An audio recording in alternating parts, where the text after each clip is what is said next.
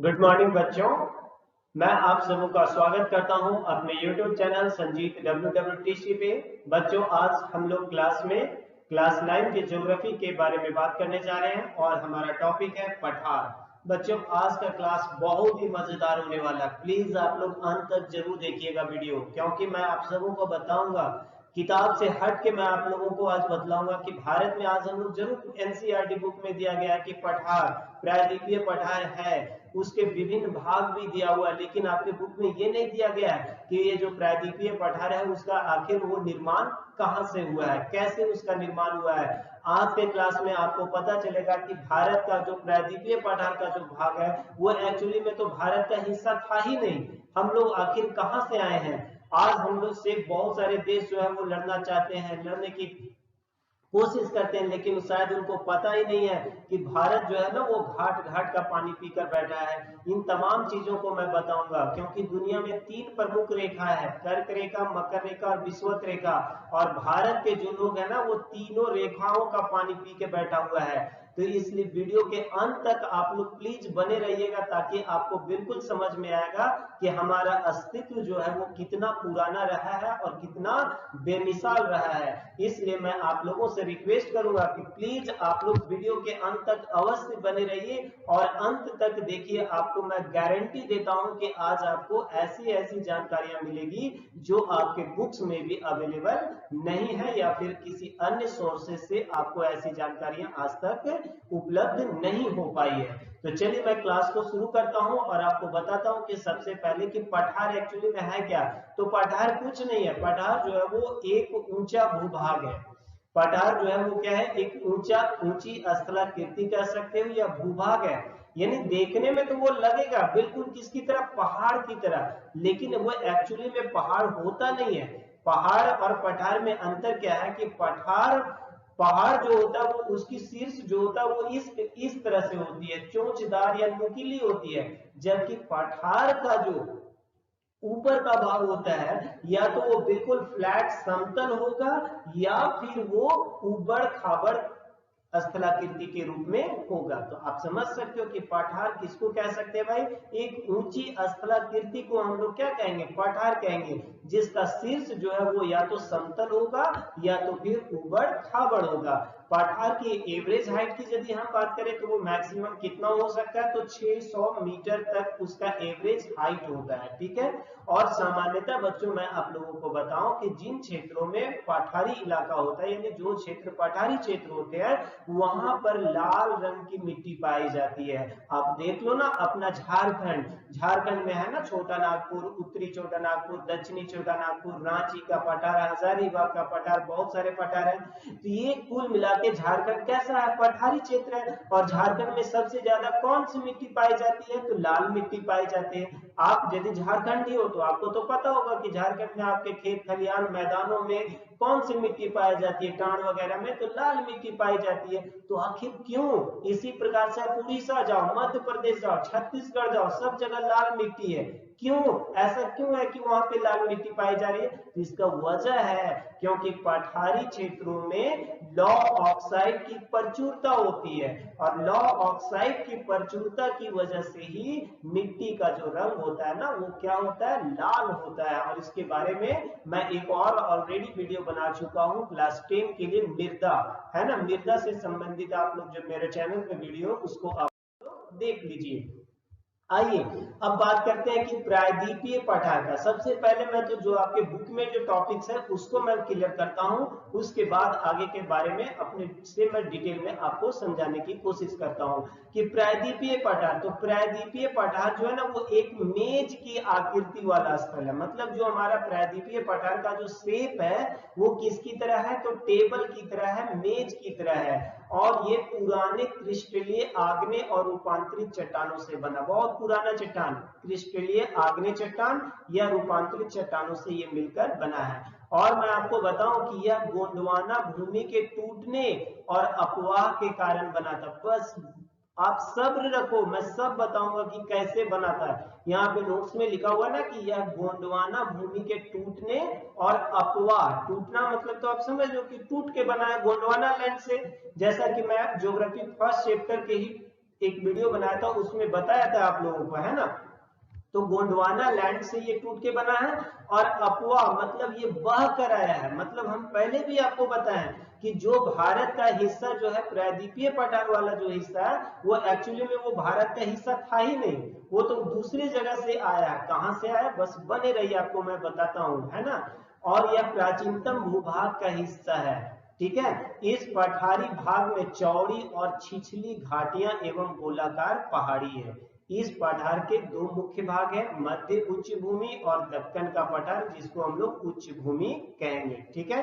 दक्कन का पठार या मध्य उच्च भूमि हम लोग कहेंगे। तो जैसे भी, सॉरी, मध्य उच्च भूमि नहीं होगा, दक्कन का पठार होगा, यहाँ टाइपिंग में मिस्टेक हो गया हमसे। तो दो पार्ट में इसको डिवाइड किया गया। पहला क्या है, मध्य उच्च भूमि, और दूसरा क्या है, दक्कन का पठार। ये मध्य उच्च भूमि को आपको नहीं समझना है, ठीक है, यहाँ रिपीट हो गया। तो हमारा जो प्रायद्वीपीय पठार है वो प्राचीनतम भूभाग किसका हिस्सा है, गोंडवाना का हिस्सा है। किसका हिस्सा है, गोंडवाना का। यहाँ पे ये लाइन पे बच्चों एक्स्ट्रा आ गया, क्षमा चाहूंगा क्योंकि मिस्टेक हो गई है मुझसे हड़बड़ी में, तो कोई बात नहीं, आपको समझना है। देखो बच्चों, यहाँ पे ये जो येलो कलर का जो लाइन दिख रहा है, आप सभी जान रहे हो कि ये 0 डिग्री क्या है, विषुवत रेखा है। ये क्या है, 0 डिग्री विषुवत रेखा। और ये जो ब्लू वाला लाइन ऊपर दिख रहा है, ये आपका क्या है, 23.5 डिग्री कर्क रेखा है। ठीक इसी प्रकार से ये जो ग्रीन लाइन आपको दिख रहा है, ये क्या है आपका 23.5 डिग्री दक्षिणी अक्षांश, यानी इसको हम लोग कह सकते हैं मकर रेखा कह सकते हैं, ठीक है।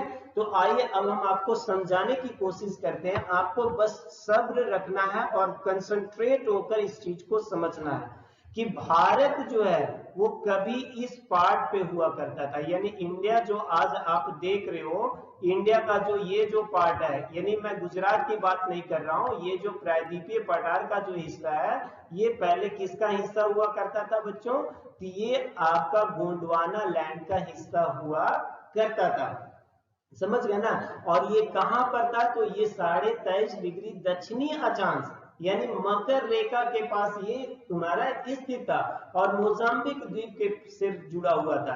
और यहीं से आज की मैं बात नहीं कर रहा हूं, आज से लगभग 16 करोड़ साल पहले की मैं बात कर रहा हूं। और यहीं से ये मोजाम्बिक द्वीप से ये क्या हुआ, यहीं से ये भारत जो है वो टुकड़ा बनके यहाँ से उखड़ा, और उखड़ कर ये आगे की ओर भारत की ओर, आज का जो भारत है यहाँ वो अग्रसर होने के लिए शुरू हो गया, मतलब बहने के लिए शुरू हो गया।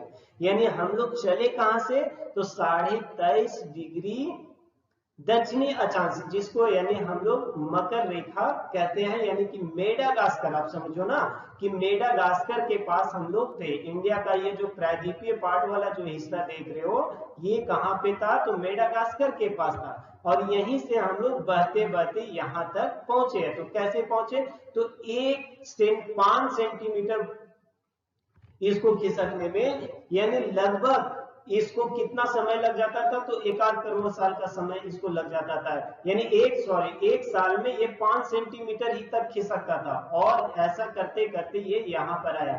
तो सबसे पहले कहां पे, मकर रेखा से बहते बहते हुए हम लोग आए कहां पे, तो विषुवत रेखा के पास हम लोग यहाँ पर इस क्षेत्र में आए, ठीक है। और उसके बाद यहाँ मैं आप लोगों को बताया था कि पहले से ही यहाँ पे क्या था, ट्रांस हिमालय का निर्माण हो चुका था, और नीचे जो था वो क्या था, टेथिस सागर था। मैं पहले के वीडियो में 9th क्लास में आपको समझा चुका हूँ कि यहाँ पे ट्रांस हिमालय का निर्माण जो है वो हिमालय के निर्माण से पहले हो चुका था, और उसके ठीक नीचे क्या था, टेथिस सागर था। और भारत का जो प्रायद्वीपीय पठार वाला जो हिस्सा है वो खिसकते खिसकते ऊपर की ओर यानी टेथिस सागर के पास आया।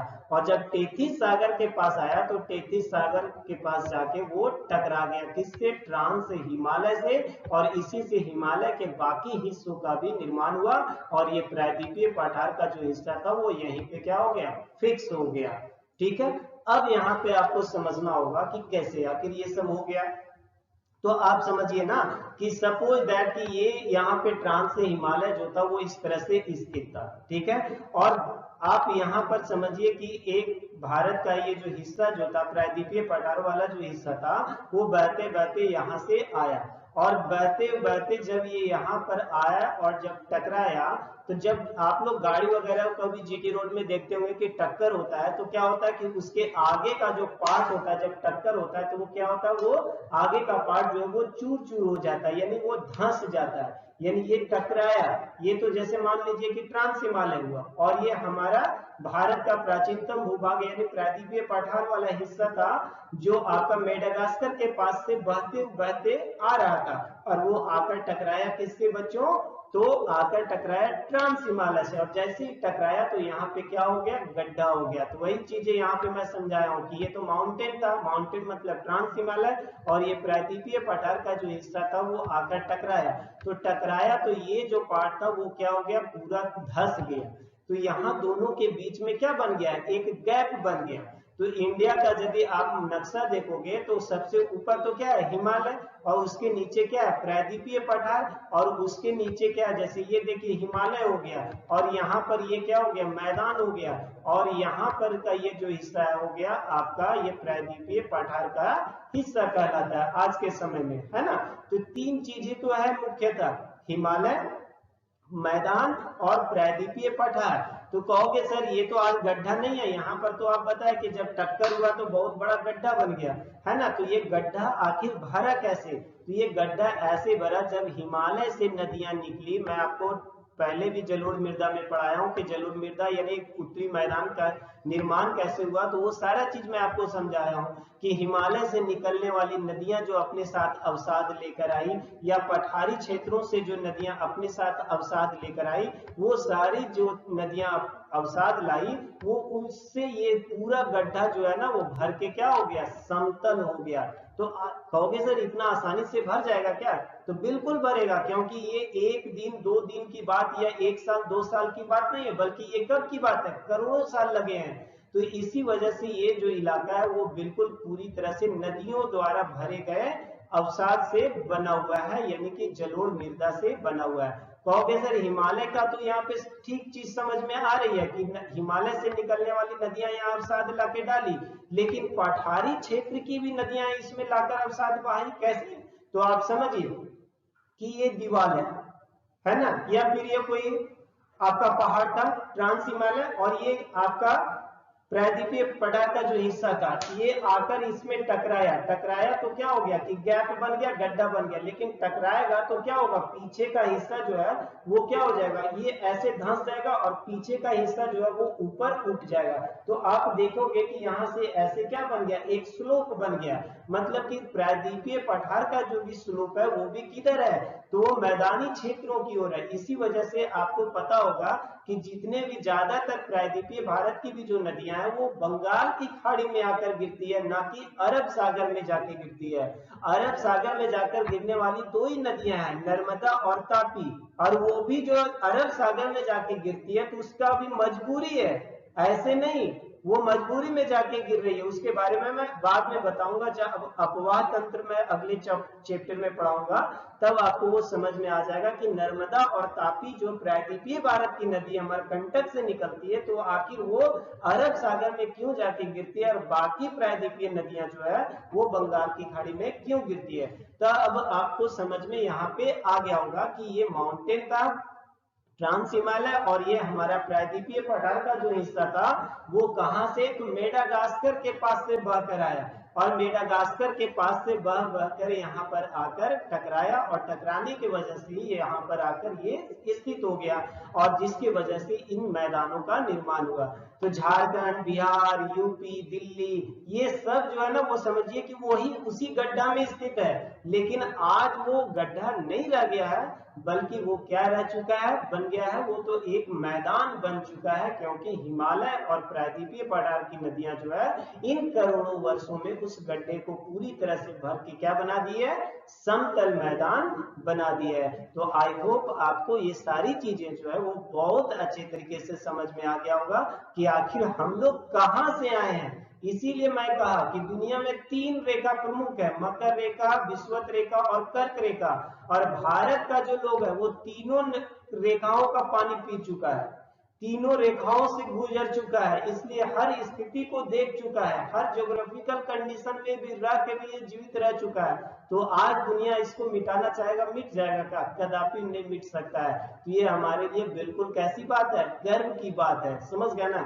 वीडियो लंबा जरूर होगा आज का बच्चों, लेकिन आप लोग आज पूरा समझना इस चीज को, बहुत मजा आने वाला है।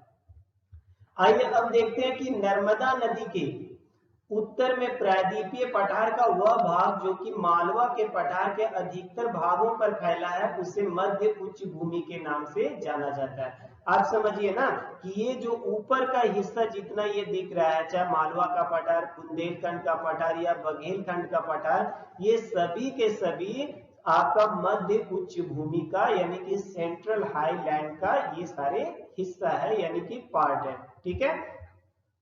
विंध्य श्रृंखला दक्षिण में मध्य उच्च भूमि और उत्तर पश्चिम में अरावली से घिरी है। लिख रहा है ना कि विंध्य श्रृंखला यानी कि विंध्याचल का जो श्रृंखला है दक्षिण में मध्य उच्च भूमि से और उत्तर पश्चिम में अरावली पर्वत जो कि राजस्थान वगैरह के इलाके में, इससे वो घिरा हुआ है।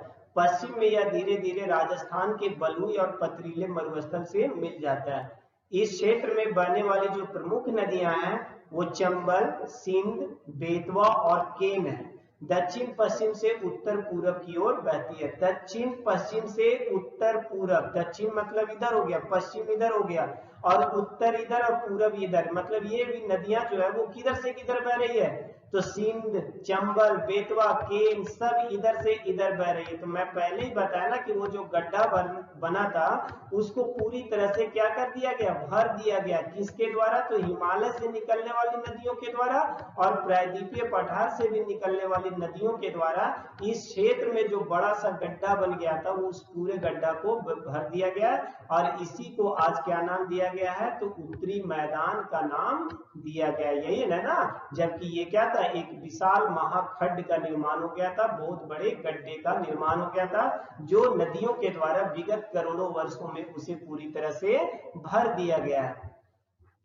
मध्य उच्च भूमि पश्चिम में चौड़ा है लेकिन पूरब में क्या है, संकीर्ण है। आइए आपको थोड़ा और अच्छे तरीके से मैं समझाऊं, है ना, कि क्या कह रहा है कि मध्य उच्च भूमि जो है वो पश्चिम में क्या है, ज्यादा चौड़ा है और पूरब में थोड़ा संकीर्ण है। मतलब पश्चिम का जो पार्ट हो गया वो कौन सा हो गया, पश्चिम का पार्ट ये पार्ट हो गया। पश्चिम का ये जो पार्ट है वो ज्यादा ब्रॉडर है, ज्यादा चौड़ा है और पूरब का पार्ट जो है वो कम चौड़ा है। यही चीज तो यहाँ पे आपको समझाया जा रहा है कि क्या बतला रहा है कि मध्य भूमि जो है, मध्य उच्च भूमि पश्चिम में ज्यादा चौड़ा है लेकिन पूरब में वो क्या है, संकीर्ण है, मतलब कि वो नैरो हो चुका है। ठीक है। इस पठार के पूर्वी विस्तार को स्थानीय रूप से बुंदेलखंड तथा बघेलखंड के पठार के नाम से जाना जाता है। मतलब कि ये जो इसका पूरब का विस्तार, तो पूरब का विस्तार कौन हो गया, देखोगे कि यहाँ पे आपका कौन सा है, तो बुंदेलखंड, बुंदेलखंड का जो ये पठार है, सॉरी पीछे चला गया, जस्ट अ मिनट, आपको चलिए यहां से भी आपका काम हो जाएगा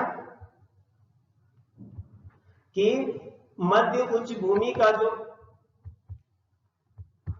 पूर्वी भाग है ये क्या है, बुंदेलखंड का पठार है और दूसरा ये वाला जो इलाका है वो क्या है, बघेलखंड का पठार है। समझ गए। आइए अब बुंदेलखंड के पठार के बारे में हम लोग थोड़ा सा और जानते हैं। तो ये बुंदेलखंड का पठार क्या क्या लिख रहा है कि यह पठार ग्वालियर पठार और विंध्याचल की श्रेणी के बीच में फैला हुआ। मतलब ये जो पर्वत, ये पठार जो है हमारा है किसके किसके बीच है, तो विंध्याचल श्रेणी के बीच और ग्वालियर के पठार जो एमपी में पड़ता है उसके बीच में है। इसकी लगभग ऊंचाई एवरेज की यदि हम बात करें तो लगभग कितना, 300 से 600 मीटर है। इसे बाघेलखंड का पठार भी कहते हैं। मतलब बुंदेलखंड और बाघेलखंड का पठार जो है वो दोनों एक ही है, केवल इसका अलग अलग नाम दिया गया है। इस पार्ट को हम लोग बुंदेलखंड का पठार नाम देंगे और नीचे जो दक्षिणी भाग है उसका हम लोग उसको बघेलखंड का पठार की संज्ञा देते हैं। ठीक है। अब मजेदार आपको यहाँ पे समझना होगा और ये मोस्ट इंपॉर्टेंट चीज है आपकी जानकारी के लिए कि ये जो हिस्सा है दक्कन का पठार, तो ये दक्कन का पठार देखिए समझना होगा कि दक्कन का पठार यानी कि दक्कन का जो ये ट्रैप है वो मेनली कहाँ पे है, तो महाराष्ट्र में है। मेनली कहाँ पे है, मुख्यतः कहाँ पे है, तो महाराष्ट्र में है। इसको आपको अच्छे तरीके से समझना होगा। मैं आप लोगों को बतला रहा था कि भारत का जो प्रायद्वीपीय पठार वाला जो हिस्सा था वो मेडागास्कर के तरफ से बह के चला आ रहा था और यहाँ पे क्या था, अरब सागर था। तो अरब सागर यहाँ पर जरूर है, लेकिन अरब सागर में पानी भरा हुआ है, तो पानी तो एक निश्चित लेयर तक ही ना होगा, लेकिन नीचे तो उसका भी तो तल होगा ना। जैसे मैं बात करूं कि ये अरब सागर है, पूरा यहां से यहां तक पानी भरा हुआ है, लेकिन इसका भी तो बॉटम है या नहीं है। तो ठीक इसी प्रकार से अरब सागर का भी बॉटम था और भारत का जो ये प्रायद्वीपीय पठार का जो हिस्सा था, ये जो मेडागास्कर से अलग होके चला आ रहा था, वो तो पूरा उखाड़ के चला हुआ आ रहा था। और जब ये अरब सागर के पास आया तो अरब सागर के प्लेट से क्या हुआ, टकराया। और जब जैसे आप समझ सकते हो कि जब ये मान के चलिए कि आपका क्या था, प्रायद्वीपीय पठार वाला हिस्सा था और ये क्या था, आपका अरब सागर का प्लेट था, ये दोनों जो है आपस में टकराया। जब टकराव होगा तो इससे क्या होगा कि भूगर्भिक हलचल होगा। तो अरब सागर के में बहुत ही, अरब सागर के नीचे जो धरती थी उसमें बहुत ही भूगर्भीय हलचल हुई और उसके नीचे जो था वो क्या भरा हुआ था, तरल मैग्मा भरा हुआ था, यानी ज्वालामुखी का विस्फोट होता है। और उस ज्वालामुखी के विस्फोट की वजह से ये पूरे क्षेत्र में, इस पूरे क्षेत्र में तरल मैग्मा जो है ना वो आकर क्या हो जाती है, फैल जाती है। लगभग 15 लाख किलोमीटर स्क्वायर में ये जो क्षेत्र है ना वो बिखर जाता है, यानी कि पूरी तरह से यहाँ पर फैल जाता है। एक लेयर, 2 लेयर, 3 लेयर ज्वालामुखी का विस्फोट होते जा रहा है और इसके ऊपर वो फैलते जा रहा है और वो तरल मैग्मा ही ठंडा होकर आपको पता होगा कि क्या बन जाता है, बेसाल्ट चट्टान बन जाता है। और बेसाल्ट चट्टान क्या है, दुनिया का सब बहुत ही कठोर चट्टान, ग्रेनाइट, बेसाल्ट, ये सब काफी कठोर चट्टान है। और इसी वजह से ये जो क्षेत्र है ना, यहाँ पे क्या है कि बहुत सारे मिनरल्स हैं। कैसे मिनरल्स बने उस चीज को भी आप समझिए, लेकिन यहाँ पर क्या है कि एक जो बेसाल्ट चट्टानों का एक लेयर नहीं बल्कि कई सारा मोटा लेयर बन गया। इसी वजह से इस महाराष्ट्र के इलाके में यदि भूकंप वगैरह भी आता है ना, तो ये चट्टान जो होती है वो उसको नीचे ही दबा के छोड़ देता है कि बेटा तू कहाँ ऊपर जाएगा, हम इतना स्ट्रांग है, तुम मेरे को भेद कर ऊपर नहीं जा सकता है ना। तो इस क्षेत्र में अब देखिए कि कैसे खनिज का निर्माण हुआ। अच्छा एक चीज अब मैं आपको और भी बतलाऊं कि ये जब विस्फोट हुआ ज्वालामुखी का, तो इसका जो पार्ट था, लावा जो था वो इस क्षेत्र में भी आया, इस क्षेत्र में भी आया, इस क्षेत्र में भी आया और ये छोटा नागपुर के क्षेत्र में भी आया और ये शिलांग के पठार के क्षेत्र में भी आया। जैसे आप घर पे देखो ना कि यदि आपके घर पे ढलाई वगैरह हो रहा है, छत की ढलाई हो रहा है, तो मिस्त्री लेबर जो होते होंगे वो बर्तन में, कढ़ाई में क्या हो रहा है कि सीमेंट का मसाला लेकर आ रहा है और वो लाकर फेंक रहा है, तो उससे क्या होगा कि जिस जगह पर वो फेंके रहा है मसाला सीमेंट वाला, वहां पर तो पूरा मोटा हो जाएगा, लेकिन वो उसका फैलाव जो है वो अन्य क्षेत्रों में भी क्या होगा कि वो अन्य क्षेत्रों में भी वो पूरी तरह से फैलता चला जाएगा। सॉरी वो पार हो गया, कोई बात नहीं, मैं समझा देता हूं कि वो दूसरे क्षेत्रों में भी फैलते चला गया। और उसी फैलाव को यहाँ पर आप देख सकते हो कि छोटा नागपुर का जो हिस्सा आप देख रहे हो वो उसी पार्ट का ये हिस्सा है। जैसे आप यहाँ पे देख रहे हो कि ये क्या है, दक्कन का पठार, और यहाँ पर ये क्या है, विदर्भ का पठार, यानी कि महाराष्ट्र में ही जो एक इलाका है विदर्भ का पठार, यानी विदर्भ का इलाका, जिसका आप मुख्य केंद्र शहर के रूप में समझ सकते हो नागपुर। तो यहाँ पे है नागपुर और इसी का हिस्सा यहाँ पर भी फेंकाया है, समझ गया ना, वही तरल मैग्मा। इसीलिए इसका जो फीचर्स है, इसकी यहाँ की जो भौगोलिक स्थिति है, यहाँ का जो पठारी क्षेत्र जैसा है, बिल्कुल वैसा ही क्षेत्र हमारे यहाँ झारखंड में भी है। इसीलिए नागपुर से ही इसका नाम पड़ा है क्या, छोटा नागपुर। लेकिन दूरी हो जाने की वजह से जैसा विदर्भ का पठार का फीचर्स है कंप्लीट उसके जैसा यहाँ पे नहीं है, उससे कम है, इसीलिए इसका नाम दिया गया क्या, छोटा नागपुर का पठार। समझ गया ना। अब मैं आपको समझा रहा था कि इन क्षेत्रों में खनिज बहुत है, तो कैसे खनिज है, तो आप समझिए कि यहाँ पर मैंने बताया क्या था, अरब सागर का जो क्षेत्र था, इधर से हमारा क्या आ रहा था, प्रायद्वीपीय भारत वाला जो क्षेत्र था वो आया, इससे टकराया तो इससे क्या निकली, ज्वालामुखी निकला, तरल मैग्मा निकला। और क्या हुआ कि उस जमाने में भी तो बहुत सारे जीव जंतु पेड़ पौधे होंगे, वो सारे क्या हुए कि उस तरल मैग्मा के नीचे ही अंदर क्या हो गया, सब के सब क्या हो गया, दब के मर गए। और करोड़ों सालों तक वो दबे रहने की वजह से वो किस में बदल गए, खनिज में बदल गए, कोयला में बदल गए, अन्य खनिजों में वो तब्दील हो गए। इसी वजह से आपको पता होगा कि सबसे ज्यादा खनिज जो है वो कहाँ पे है, तो छोटा नागपुर में है, यानी कि झारखंड में है, छत्तीसगढ़ में है, छत्तीसगढ़ में है ना, बस्तर का पठार, छत्तीसगढ़ का एक पार्ट है वो बस्तर इलाका है ना, तो बस्तर का पठार हो गया, तेलंगाना का पठार हो गया जिसको रायसीना का भी पठार कहा जाता है, कर्नाटक का पठार हो गया नीचे।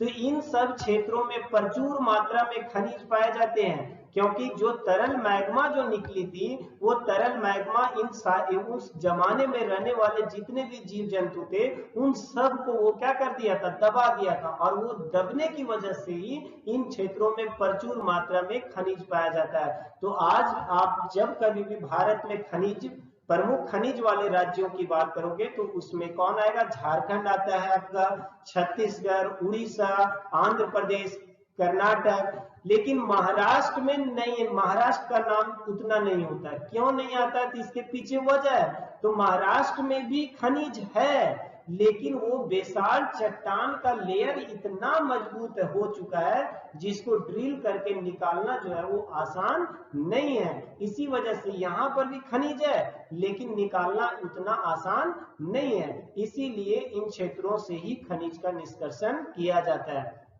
अब मैं आपको बताऊं कि वो जो तरल मैग्मा होगा, वो तरल मैग्मा जो है वो समुद्र में भी फैला होगा। ऐसा तो नहीं कि इधर ही जा रहा होगा, जब ज्वालामुखी विस्फोट हुआ होगा तो वो तो इधर भी आ रहा होगा। तो बिल्कुल आज सही आप समझ रहे हैं कि इस क्षेत्र में भी वो तरल मैग्मा फैला होगा। तो इसी का परिणाम है कि जब समुद्र में तरल वो मैग्मा आया होगा तो समुद्रीय जीव जंतुओं को भी वो अपने अंदर दबाकर क्या कर दिया होगा, इस क्षेत्र में मार दिया होगा, है ना। और वो भी क्या बन गया होगा, खनिज बन गया होगा, पेट्रोलियम बन गया होगा। इसीलिए तो आपको आज पता होगा बच्चों कि भारत में सबसे ज्यादा पेट्रोलियम जो है वो कहां से निकलता है, तो बंबई हाई से निकलता है, यानी वो कहां पर है, अरब सागर में है। पूरे भारत में जितना पेट्रोलियम निकलता है उसका सबसे ज्यादा हिस्सा जो है वो कहां से निकलता है, तो बंबई हाई से निकलता है। तो इसका वजह क्या है, आज आपको शायद समझ में आ गई होगी कि इसका सबसे बड़ा कारण यही है। ठीक है, आइए अब हम लोग तेलंगाना के पठार के बारे में बात करते हैं कि गोदावरी नदी के उत्तरी भाग में, गोदावरी नदी का फ्लो क्षेत्र ये है ना, आप यहाँ पे देख पा रहे होंगे। अच्छा रुकिए, मैं आपको इरेज करके और बेहतरीन तरीके से दिखाने की कोशिश करता हूँ, है ना, कि ये देखोगे कि ये क्या है, तेलंगाना का पठार है। ठीक है, ये क्या है, तेलंगाना का पठार, जैसा कि आप लोग यहाँ देख पा रहे हैं। तो गोदावरी नदी के उत्तरी भाग में स्थित वनों से आच्छादित पठार है। यहाँ पर वर्धा नदी बहती है। दक्षिणी भाग पर उर्मिल मैदान है, मतलब इस तेलंगाना पठार का जो दक्षिणी भाग है, जहां पर समझिए कि वो लावा उतना ज्यादा फैल नहीं पाया, तो वहां पे उर्मिल मैदान है जिन पर सिंचाई के लिए तालाब बनाने हेतु उपयुक्त भूमि है। इसका निचला भाग समतल है जिनमें बड़े बड़े नगर मिलते हैं जैसे हैदराबाद और सिकंदराबाद। अब आइए हम लोग बात करते हैं कर्नाटक का पठार। तो ये कर्नाटक का पठार आप लोग यहाँ नीचे देख पा रहे होंगे कि ये क्या है, आपका कर्नाटक का पठार है। तो कर्नाटक पठार को 600 मीटर की ऊंचाई वाली समोच्च रेखा जो है वो दो भागों में क्या करती है, इसको विभाजित कर देता है। कर्नाटक पठार को हम लोग कितने भागों में बांटा गया, दो भागों में, उत्तरी भाग और दक्षिणी भाग, जैसा कि आप लोग स्क्रीन पे भी देख सकते, उत्तरी भाग और दक्षिणी भाग।